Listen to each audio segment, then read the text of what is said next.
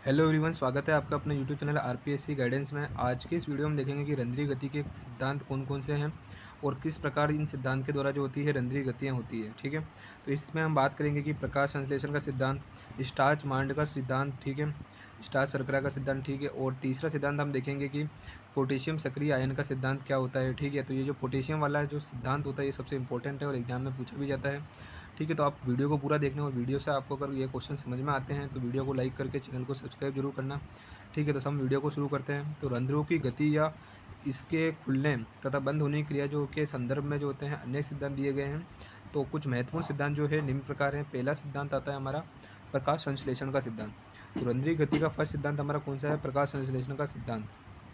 इसको हमने एक टेबल के द्वारा दिखा रखा है, जिसमें एक तरफ प्रकाश में द्वार कोशिकाओं की क्या स्थिति रहती है और अंधकार में क्या स्थिति रहती है पत्तियों की। ठीक है, तो प्रकाश में द्वार कोशिकाओं में क्या परिवर्तन होता है, सबसे पहले वो देखते हैं हम। तो द्वार कोशिकाओं में प्रकाश संश्लेषण होता है, ठीक है, और शर्करा का निर्माण होता है। द्वार सेल्स का शर्करा में निर्माण के कारण क्या होगा? द्वार जो सेल्स होगी उसमें परासन दाब में वृद्धि होगी। ठीक है, और इन परासन दाब में वृद्धि के कारण क्या होगा? सहायक सेल से जल का जो होगा द्वार कोशिकाओं में प्रवेश होगा, यानी कि अंतः परासन होगा। और इस अंतः परासन के उदाहरण के क्या होगा? द्वार कोशिकाएं स्फीत हो जाएगी। ठीक है, और द्वार कोशिकाएं स्फीत हो जाएगी तो क्या होगा? रंध्र खुल जाएंगे। ठीक है, तो इस प्रकार जो होते हैं प्रकाश की उपस्थिति में जो होती है प्रकाश संश्लेषण के द्वारा जो होती है शर्करा निर्माण के कारण रंध्र जो होते हैं खुलते हैं। ठीक है, और अब हम देखते हैं अंधकार में जो होता है क्या होता है। तो अंधकार के अंदर क्या होता है कि द्वार कोशिकाओं के अंदर जो होती है शर्करा जो होता है वो क्या होता है? स्टार्च में परिवर्तित हो जाता है। शर्करा जैसे कि ग्लूकोज, फ्रक्टोज, ये क्या होगा? स्टार्च, जो कि क्या है? पॉलीसेकेराइड है, उसके अंदर परिवर्तित हो जाता है। ठीक है, तो इसके कारण क्या होगा? द्वार कोशिकाओं में परासरण दाब में जो होती है कमी हो जाती है। ठीक है, अगर क्योंकि शर्करा की मात्रा द्वार कोशिकाओं में कम होगी तो उससे क्या होगा? बाह्य परासरण होगा, और बाह्य परासरण होगा तो क्या होगा? जल जो होगा वो क्या चला जाएगा? बाहर चला जाएगा, और द्वार कोशिकाएं जो होगी सिकुड़ जाएगी, यानी कि श्लथ हो जाएगी, जिसके कारण क्या होगा कि रंध्र बंद हो जाएंगे। ठीक है, तो इसमें तो हमने क्या है टेबल में दोनों को दिखा दिया है कि प्रकाश में कौन सी जो होती है द्वार कोशिकाओं में क्रिया होती है और अंधकार में द्वार कोशिकाओं में क्या क्रिया होती है। ठीक है, अगर ये आपके क्वेश्चन आता है तो आपको क्या करना है कि एक हेडिंग डालनी है कि प्रकाश के समय होने वाली क्रियाएं और अंधकार के समय होने वाली क्रियाएं, और उसके अंदर जो मैंने ये फ्लो डायग्राम से बता रखा है उसको ही क्या करना है? एक्सप्लेन करना है। ठीक है, अब मैं दूसरा बताता हूँ। तो दूसरा हमारा सिद्धांत आता है स्टार्च शर्करा का सिद्धांत। ठीक है, स्टार्च शर्करा परिवर्तन सिद्धांत। तो ये सिद्धांत जो है जेडी शायरे के द्वारा दिया गया है, और प्रकाश में इसमें भी द्वार कोशिकाओं में क्या परिवर्तन होते हैं, अंधकार में क्या परिवर्तन होते हैं वो दिखा रखा है। तो सबसे पहले हम देखते हैं कि प्रकाश में द्वार कोशिकाओं में क्या परिवर्तन होते हैं। तो जो हमारी मेसोफिल सेल्स होती है में प्रकाश संश्लेषण की दर उच्च होती है। इस कारण द्वार सेल्स के अंदर क्या होता है कि जो CO2 की मात्रा में जो होती है कमी हो जाती है। ठीक है, तो जो हमारी गार्ड सेल थी उसके अंदर क्या हो गया कि CO2 की जो मात्रा है उसमें कमी हो गई है। अब इसके कारण क्या होगा कि द्वार सेल जो होती है उसमें पीएच में वृद्धि हो जाती है, और पीएच में वृद्धि होती है तो क्या होगा कि स्टार्च जो होगा वो शर्करा में परिवर्तन हो जाता है। ठीक है, क्योंकि पीएच में वृद्धि के कारण कुछ एंजाइम जो होते हैं सक्रिय हो जाते हैं और वो क्या करते हैं? स्टार्च को जो होते हैं शर्करा में जो होते हैं परिवर्तित कर देते हैं। और द्वार सेल्स के अंदर क्या होता है कि परासन दाब में वृद्धि होती है। ठीक है, क्योंकि शर्करा की मात्रा बढ़ेगी तो क्या होगा कि उसकी कंसंट्रेशन बढ़ने से उसका जो परासरण है वहाँ पे क्या होगा? उसका जो परासन दाब होगा बढ़ जाएगा, और परासन दाब बढ़ जाएगा तो क्या होगा? अंतः परासरण होगा। ठीक है, तो अंदर की सांद्रता कम करने के लिए बाहर से जल के जो उनके अंदर प्रवेश करेंगे, और इससे क्या होगा? रंध्र खुल जाएंगे। ठीक है, अब हम देखते हैं कि रात्रि के समय जो होता है द्वार कोशिकाओं में क्या क्या परिवर्तन होते हैं। तो अंधकार में द्वार कोशिकाएं जो होती है उसमें प्रकाश संश्लेषण शून्य हो जाता है। ठीक है, और इसमें उस समय क्या होता है? श्वसन दर में वृद्धि हो जाती है, जिसके कारण द्वार सेल में CO2 के में क्या होती है? वृद्धि होती है, क्योंकि श्वसन का उत्पाद क्या होता है? जल तथा CO2। ठीक है, जिसके कारण CO2 में क्या होती है? वृद्धि होती है।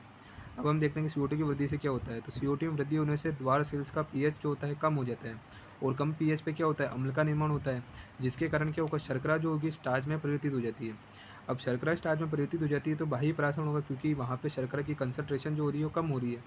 अब बाह्य परासरण होगा तो क्या होगा? द्वार कोशिकाएं जो होगी श्लथ यानी कि सिकुड़ जाएगी, जिसके कारण क्या होंगे? रंध्र जो होंगे बंद हो जाएंगे। ठीक है, तो मतलब जो रंध्र का जो खुलना और बंद होना किस पर डिपेंड करता है?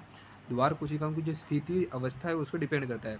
अगर द्वार कोशिकाएं श्लथ है तो रंध्र बंद हैं, अगर द्वार कोशिकाएं स्फीत है यानी कि फूली हुई हैं तो रंध्र जो है खुले हुए रहते हैं। ठीक है, अब तीसरा जो सबसे मोस्ट इंपॉर्टेंट सिद्धांत है जो हमेशा एग्जाम में पूछा जाता है वो हमारा है पोटेशियम आयन अभिगमन सिद्धांत, जिसको हम जो है हार्मोन नियंत्रण भी कहते हैं। ठीक है, क्योंकि इसमें जो है कुछ हार्मोन जो होते हैं क्रिया करते हैं, जिसके फलस्वरूप जो होते हैं रंध्र खुलते और बंद होते हैं। ठीक है, और यह सिद्धांत किसने दिया ये भी इंपॉर्टेंट है। तो यह सिद्धांत जो है लेविट नामक वैज्ञानिक ने दिया, वह रशिया ने इसका क्या किया? समर्थन किया है। ठीक है, रशिया के नामक वैज्ञानिक ने इसका समर्थन किया है, और यहाँ पे हमने जो है द्वार कोशिकाओं का डायग्राम से इसको जो है बता रखा है कि क्या क्या परिवर्तन होते हैं द्वार कोशिकाओं के अंदर। ठीक है, तो इसमें लेफ्ट हैंड साइड के अंदर तो हमारे दिन में क्या परिवर्तन होते हैं और राइट हैंड साइड के अंदर जो रात में क्या परिवर्तन होते हैं वो गार्ड सेल के अंदर दिखा रखे हैं। तो सबसे पहले हम देखते हैं कि दिन के समय जो होते हैं गार्ड सेल में क्या परिवर्तन होते हैं।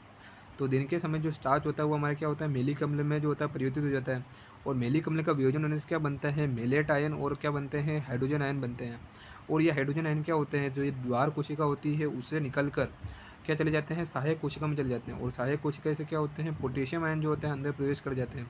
अब पोटेशियम आयन क्या करते हैं मेलेट आयन से जुड़ जाते हैं जिससे क्या बनता है पोटेशियम मेलेट बनता है। ठीक है, अब पोटेशियम मेलेट की जो कंसंट्रेशन बढ़ती है तो क्या होता है कि परासन दाब में क्या होती है वृद्धि होती है। ठीक है, अब परासन दाब में वृद्धि होगा तो दिखती बात है कि बाहर से जल जो होगा अंदर की ओर प्रवेश करेगा, और अंतःपरासन होगा, अंतःपरासन होगा तो द्वार कोशिकाएं जो हो जाएगी फूल जाएगी यानी कि स्फीत हो जाएगी, और रंध्र जो होंगे खुल जाएंगे। ठीक है, मैंने आपको पहले भी कहा है कि रंध्र खुलेंगे कब जब द्वार कोशिकाएं स्फीत होगी, और रंध्र बंद कब होंगे जब द्वार कोशिकाएं स्लत होगी यानी कि जब क्या होगा एक्सोस्मोसिस होगा। ठीक है, अब हम देखते हैं कि अंधकार में क्या होता है। तो अंधकार के अंदर जो होता है एक हार्मोन जिसको हम कहते हैं एब्सिसिक एसिड, ठीक है, एबीए का निर्माण होता है। ठीक है, एबीए का निर्माण होता है तो क्या होता है पोटेशियम का जो प्रवेश होता है उस पर जो होती है रोक लग जाती है, अब वो सहायक सेल से जो होता है द्वार कोशिका में प्रवेश नहीं कर पाता है।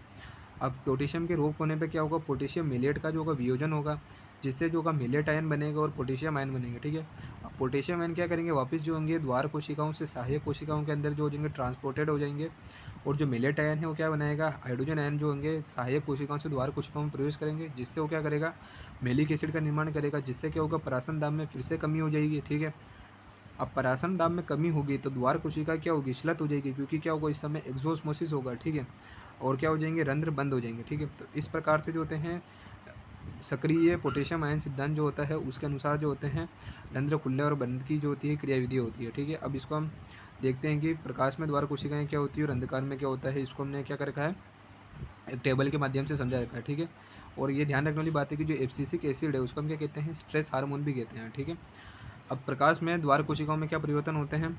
तो द्वार कोशिकाओं में उपस्थित स्टार्च का जो होता है मेलिक एसिड में परिवर्तन हो जाता है। ठीक है, अब मेलिक एसिड का विजन होने से मेलेट आयन और हाइड्रोजन आयन बनते हैं। हाइड्रोजन आयन का अभिगमन जो होता है एपिडर्मल सेल जिसको हम क्या कहते हैं सहायक कोशिकाएं कहते हैं वहाँ पे चले जाते हैं। ठीक है, और जो मेलेट आयन होते हैं ठीक है तो पोटेशियम आयन जो होते हैं एपिडर्मल सेल से जो होते हैं द्वार कोशिकाओं में अभिगमित यानी कि अंदर आते हैं। ठीक है, पोटेशियम मेलेट का निर्माण होता है जिससे द्वार कोशिकाओं में जो परासन दाब होता है उसमें वृद्धि होती है, इसके फलस्वरूप अंतःपरासन होता है। ठीक है, और अंतःपरासन के कारण क्या होता है कि रंध्र खुलते हैं। ठीक है, अब दूसरी स्थिति में अंधकार में क्या होता है कि द्वार कोशिकाओं में एसिटिक एसिड का निर्माण होता है। ठीक है, जिसको हम स्ट्रेस हार्मोन भी कहते हैं, जिसके फलस्वरूप क्या होता है पोटेशियम आयन का द्वार कोशिकाओं में प्रवेश पर रोक लग जाती है। अब पोटेशियम आयन जो होता है अंदर प्रवेश नहीं कर पाता है, जो अंदर पोटेशियम मेलेट होता है एसिटिक एसिड की उपस्थिति में उनमें क्या होता है वियोजन होता है, और क्या बनता है पोटेशियम तथा मेलेट आयन बनता है। ठीक है, अब पोटेशियम जो होता है वो क्या करता है द्वार कोशिकाओं से सहायक कोशिका यानी कि एपिडर्मल सेल में चला जाता है, और वहाँ पे एपिडर्मल सेल में उपस्थित हाइड्रोजन आयन जो होता है वह द्वार कोशिकाओं में आ जाता है जिससे वापस पुनः जो होता है मेलिक एसिड का निर्माण होता है। ठीक है, तो यहाँ पे भी ये लिख रखा है कि मेलेट का वियोजन होता है जिससे मेलेट आयन बनता है, और पोटेशियम आयन बनता है जो एपिडर्मल सेल में चला जाता है, और हाइड्रोजन आयन जो होता है एपिडर्मल सेल से द्वार कोशिकाओं में प्रवेश करता है, पुनः मेलिक एसिड बनता है। द्वार सेल में परासन दाब में कमी होती है, बाह्य परासन होता है, रंध्र जो होते हैं बंद हो जाते हैं। तो आपको क्या करना है कि ये जो टेबल है इसके अंदर जो 2 पॉइंट मैंने लिख रखे हैं कि एक तो प्रकाश में द्वार कोशिकाओं में क्या अभिक्रियाएं होती है और अंधकार में क्या होती है। ठीक है, तो इन दोनों को ही हेडिंग बनाना है जब ये क्वेश्चन आता है, और पहले लिखना है कि प्रकाश में द्वार कोशिकाओं में होने वाले परिवर्तन, और एक एक पॉइंट से समझाना है। जैसे कि फर्स्ट पॉइंट आपके लिख सकते हो कि प्रकाश की उपस्थिति में द्वार कोशिकाओं में उपस्थित स्टार्च जो होता है मेलिकम में परिवर्तित हो जाता है। इस टाइप से आप एक एक पॉइंट को समझाना। ठीक है, और सेकंड पॉइंट आप बना सकते हो अंधकार में द्वार कोशिकाओं में क्या परिवर्तन होते हैं। ठीक है, तो इस प्रकार से आप एक्सप्लेन करोगे तो आपको पूरे में से पूरे मार्क्स मिलेंगे। और जो उधर डायग्राम दे रखा है उस डायग्राम को आपको बनाना है नीचे, और इस डायग्राम को बनाने के बाद आपको बस इस डायग्राम को देख देख के ही एक्सप्लेन करना है, कुछ अलग से कोई काम नहीं करना है। ठीक है,